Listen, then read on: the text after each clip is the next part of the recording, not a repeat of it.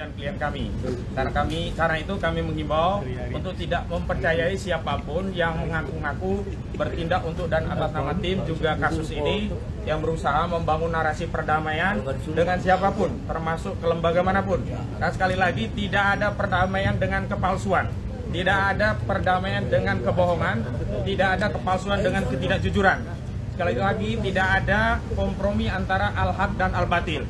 Sehingga kami tegaskan kepada seluruh rakyat Indonesia, Pak Rismon, Pak Roy, dan yang lainnya tetap membersamai aspirasi seluruh rakyat Indonesia yang ingin membuka kasus ini sampai tuntas ke akar-akarnya.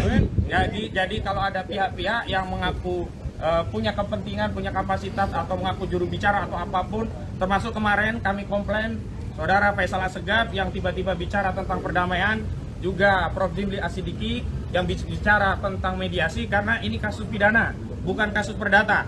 Kemarin waktu saat kasus perdata, Saudara Joko Widodo berulang kali di mediasi justru tidak pernah hadir. Hari ini di kasus pidana yang Saudara Joko Widodo sendiri melaporkan, maka Saudara Joko Widodo harus masuk ke pengadilan. Jadi jangan kemudian membangun narasi untuk mediasi di kasus pidana. Dan kepada tim reformasi Polri, khususnya Komisi Reformasi Polri, semestinya fokus ngurusi institusi Polri, baik mengawasi tentang kinerja, kebijakan, anggaran, SDM, institusional, bukan sibuk ngurusi ijazah Jokowi. Dan salah satu legasi institusi Polri yang perlu dikoreksi adalah gemar melakukan kriminalisasi. Dan karena kriminalisasi itulah hari ini klien kami, Pak Roy Suryo dan kawan-kawan, menjadi statusnya menjadi tersangka begitu. Jadi sekali lagi, jangan lencengkan atau jatuhkan marwah institusi yang baru dibentuk oleh Pak Prabowo untuk mendamaikan ijazah palsu. Sekali ijazah itu diprotes oleh rakyat, tidak boleh dihentikan di tengah jalan, karena ini harus dituntaskan di era kita, tidak boleh kita wariskan kepada generasi selanjutnya. Yang kedua, terkait gelar perkara khusus, kami sudah mengirim gelar perkara khusus di bagian Wasidik di Polda Metro Jaya 21 Juli yang lalu. Namun sampai hari ini tidak pernah ditindaklanjuti, dan kemarin dari penyidik kami disonding untuk menindaklanjuti, dan hari ini kami juga akan kembali mengirimkan permohonan gelar perkara khusus yang hari ini kami serahkan kembali ke Biro Wasidik.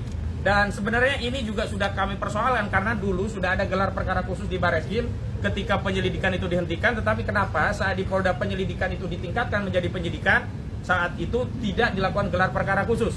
Dan dalam sebuah diskusi media bersama kuasa hukum Saudara Joko Widodo, Bung Firmanto Laksana di Kompas TV saat itu juga menyampaikan tidak perlu gelar perkara khusus lah di tingkat ini, nanti kalau sudah penyidikan. Dan hari ini sudah penyidikan sehingga tidak ada alasan bagi institusi Polri, apalagi di tengah wacana ya perbaikan kinerja institusi Polri, untuk tidak melakukan gelar perkara khusus sebagaimana sudah dilakukan oleh Mabes Polri pada Dumas yang dilakukan oleh TPUA. Download Tribun X sekarang, menghadirkan lokal menjadi Indonesia.